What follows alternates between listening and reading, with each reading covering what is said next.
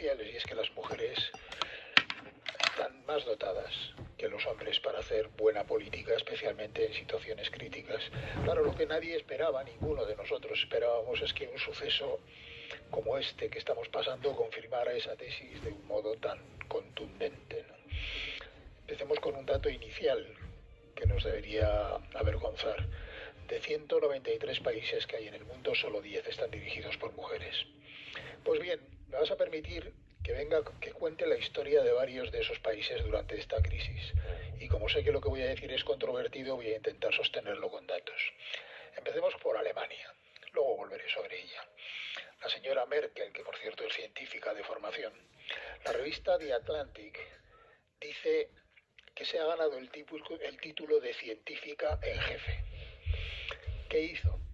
Pues cuando se dio cuenta de la gravedad de la crisis, en primer lugar se dirigió al país con un discurso memorable. Les dijo una cosa que dicho en Alemania y en alemán significa mucho. Les dijo: esta es la mayor amenaza que tenemos delante desde la Segunda Guerra Mundial. Se puede contagiar el 70% de la población. Sí. Esto va en serio, tomémoslo en serio. Y la gente la creyó. Se saltó las fases de negación, ira, admisión de la realidad por las que han pasado casi todos los gobiernos y pasó directamente a la acción. Formó un gobierno paralelo, permanente, con los presidentes de los Länder, lo que aquí serían las comunidades autónomas, hablando con ellos no una vez a la semana, sino constantemente, varias veces al día. Activó todos los recursos sanitarios del país, movilizó a todas las empresas de biotecnología y a todas las facultades de medicina de todas las universidades alemanas. Resultado: Alemania tiene proporcionalmente a su población menos contagiados y menos muertos que cualquier otro de los grandes países de la Unión Europea. 5.500 muertos en el día de ayer en un país de 83 millones de habitantes. España e Italia, con la mitad de la población, multiplican por 4 los muertos en Alemania. Por cierto, en el mes de mayo ya van a abrir los colegios en Alemania. Sigamos nuestra excursión. Nueva Zelanda, hablabas tú antes de ella. El país más exitoso del mundo contra el coronavirus. La primera ministra, Jacinta Ardern, cuando solo había 6 personas contagiadas y ninguna fallecida en su país, llamó a la población a confinarse voluntariamente y cerró la frontera para que nadie pudiera entrar en el país. De camino, ella y su gobierno se bajaron el sueldo un 20%.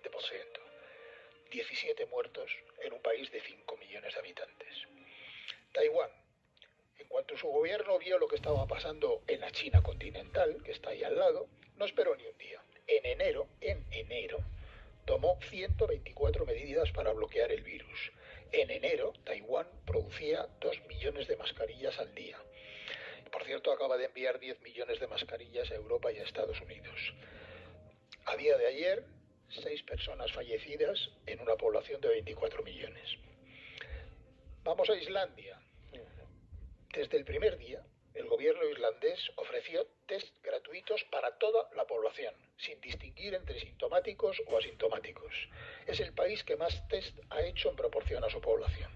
Y además montó un sistema exhaustivo de seguimiento de las personas contagiadas, aislando a todos sus contactos.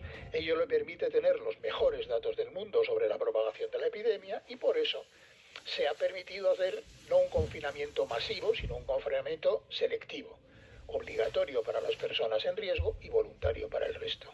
Y para incentivarlo, prometió el sueldo completo a los que se confinaran voluntariamente, aunque perdieran su empleo. En Islandia han muerto 10 personas por el coronavirus. Finlandia tiene la jefa de Estado más joven del mundo, Sanna Marin, 34 años, una millennial al frente del Estado. Y señalo lo de la millennial porque actuó como tal.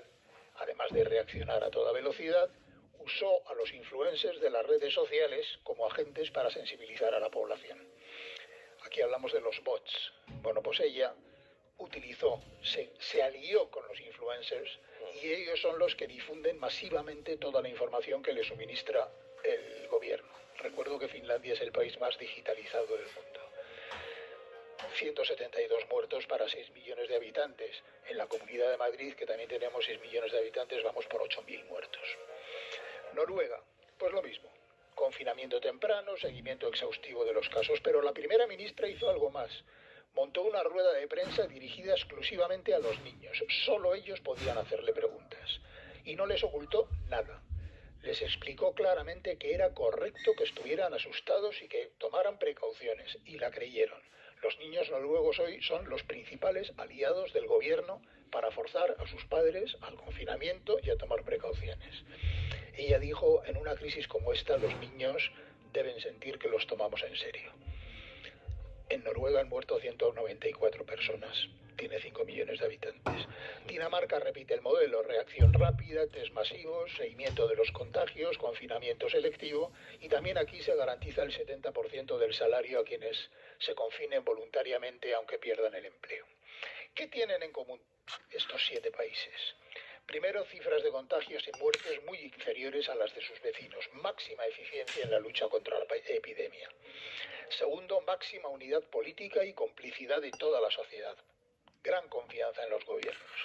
Tercero, la previsión de que soportarán mejor la recesión que viene, con menos pérdidas de empleos y de empresas. Y cuarto, una mujer liderando y dirigiendo el país. Mira, no puede ser casualidad que si solo el 5% de los gobiernos del mundo están dirigidos por mujeres, tú coges la lista de los 12 países más eficientes y el 60% están gobernados por una mujer. 7 de 12. Estas cosas no suceden por casualidad. Además, parece haber un estilo común en todas ellas. Combinan 3 elementos: capacidad de decisión rápida e inmediatamente ejecutiva, es decir, son muy ejecutivas, mensajes efectivos, claros, transparentes y a la vez empáticos, un estilo de comunicación completamente distinto al que estamos viendo en otros lugares, y gran creatividad en las soluciones, buscar novedades. Insisto en los números porque sé que lo que estoy diciendo es controvertido.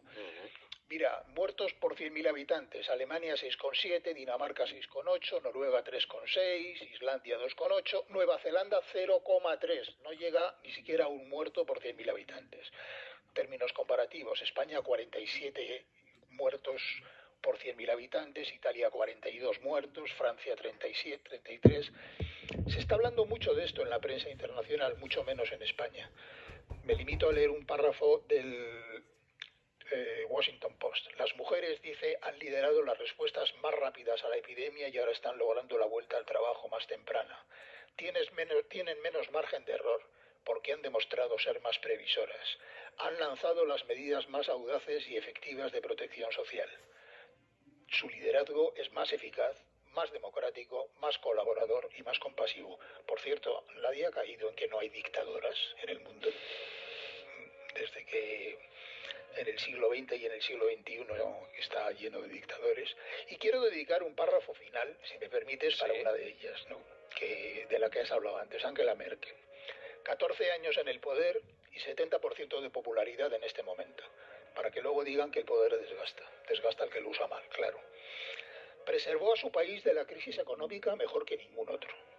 Se comprometió a fondo en la crisis de los refugiados, jugándoselo todo, jugándose la carrera política. Admitió a 1 millón de refugiados en Alemania, muchísimo más que los gobiernos que presumen de progresistas. Siendo conservadora, ha sido inflexible con la extrema derecha populista y ha bloqueado cualquier acuerdo con ella. Sostiene un gobierno de gran coalición desde hace 7 años y ahora está encabezando la respuesta más eficaz de todos los países desarrollados a la pandemia, y su país es el mejor preparado para afrontar la recesión. Para mí es el gran personaje político de este principio del siglo XXI. Moraleja, lo he dicho Isabel antes y lo repito ahora: a la política convencional le sobra testosterona y le faltan muchas más mujeres en el poder. O dicho de una forma más directa, espero que no haya muchos niños oyendo: los cojones, Jaime, son un estorbo para la política. Si tenemos que pasar una crisis, por favor, que me traigan una Merkel o una Jacinta Ardern de Nueva Zelanda, o una millennial como Erna Solberg de Noruega, por favor.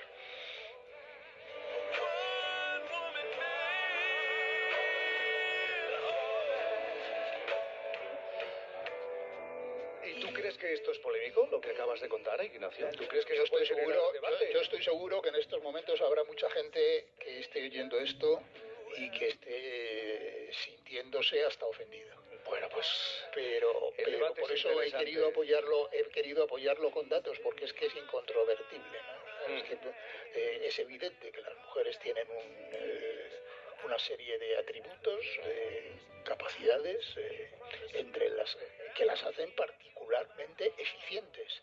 No solo compasivas, no solo es un problema de que sientan mejor el dolor ajeno y de que no.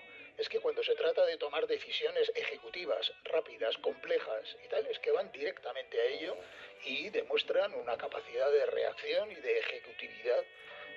Y yo creo que tiene mucho que ver con esto que te decía al final, con una frase un poco provocativa, sí. y es que a nosotros, a los hombres, les sobra. Tenemos un depósito de testosterona, ¿verdad?, de enfrentamiento. Lo ha dicho también Isabel en el atajo. Yo, claro, nunca lo vamos a saber, ¿no?